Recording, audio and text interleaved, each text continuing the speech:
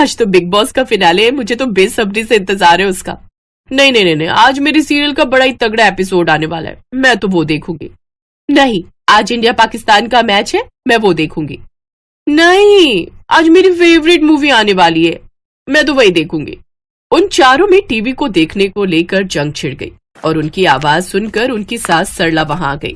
अरे बस भी करो तुम चारों, शर्म नाम की तो चीज ही नहीं है तुम में, हर वक्त टीवी के लिए लड़ती रहती हो।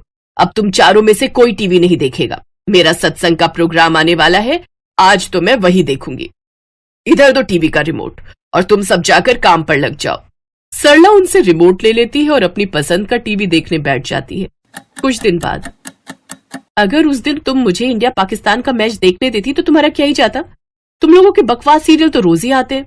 हाँ, और मेरा जो बिग बॉस का फिनाले छूट गया वो। और पायल, जो तुम ये बार बार मैच देखने की बात कहती हो, तुम्हें पता भी है एक ओवर में कितनी बॉल होती है?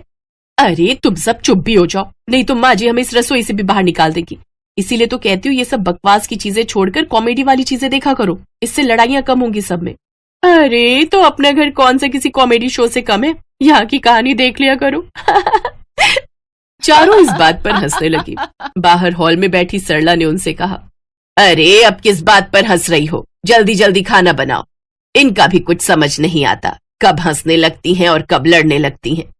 ऐसे ही शर्मा परिवार की बहुओं की कहानी चल रही थी।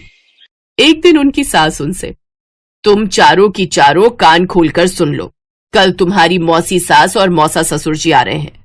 उनके सामने तुम चारों बिल्कुल झगड़ा नहीं करोगी और ना ही इस बारे में बात करोगी। माँ जी मैं तो बस कभी कभार मैच ही देखती हूँ, नहीं तो मैं कहाँ टीवी देखती हूँ। हाँ तो हम भी तो कभी कभार ही अपनी मर्जी का देख पाते हैं। झूठी तो तुम एक नंबर की हो, टीवी ऑन हुआ नहीं कि तुम जिन की तरह प्रकट हो जाती हो। हाँ, एक बस मैं ही हूँ जो किसी के हाथ से रिमोट नहीं लेती। ओए झूठ मत बोल, तू ही है जो सबसे पहले नागिन बनकर टीवी के सामने कुंडली मारकर बैठ जाती है। ऐसे बहुत देर तक उन चारों की बहस चलती रहती है। इनकी लड़ाई सुलझाते सुलझाते एक दिन मैं ही इस दुनिया से न सुलझ जाऊं, कुछ नहीं हो सकता इन सब का। अगले दिन उसकी बहन और जीजा जी उनके घर आते हैं। अरे वाह सरला, तूने घर तो बड़े ही अच्छे से सजा रखा है। अरे ये सब तो मेरी बहुओं का कमाल है, वही सब साफ सफाई रखती हैं। अच्छा, वैसे है कहाँ तेरी चारों बहुएं? रसोई में होंगी और कहाँ जाएंगी, अभी बुलाती हूँ। अरे पायल, टीना, अनुराधा, रूपाली, जल्दी बाहर आओ, देखो मौसी आई है। सास की आवाज सुनकर चारों बहुएं बाहर आई और अपनी मौसी सास और ससुर के पांव छूती हैं। वाह वाह, कितनी संस्कारी बहुएं हैं, रूप गुण संस्कार सभी गुण हैं इनमें।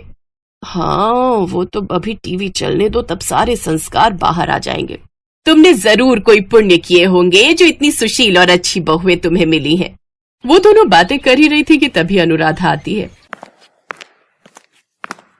माँ जी, मौसी जी, मौसा जी, चलिए सब खाना खा लीजिए, खाना तैयार है।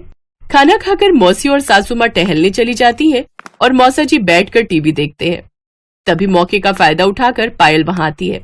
मौसा जी, ये आप न्यूज क्यों देख रहे हो? इसमें तो पूरा दिन एक ही खबर बार बार अलग अलग तरीके से सुनाते रहते हैं। वैसे आजकल टेस्ट मैच शुरू होने वाले हैं, वो लगा दीजिए ना। मनोहर चैनल बदल देता है। कुछ देर बाद टीना वहां आती है। अरे क्या फालतू का मैच देख रहे हैं आप? वो स्टार प्लस पर जो नाटक आ रहा है ना, वो चला दीजिए ना, उसमें मेरा पसंदीदा नाटक आने वाला है, आप वो लगा दो, उसमें आज बहू घर से भाग जाएगी। मनोहर एक बार फिर चैनल बदल देता है, लेकिन पायल का मुंह बन जाता है। तभी वहां रूपाली आ जाती है। अरे ये सब तो बेकार का नाटक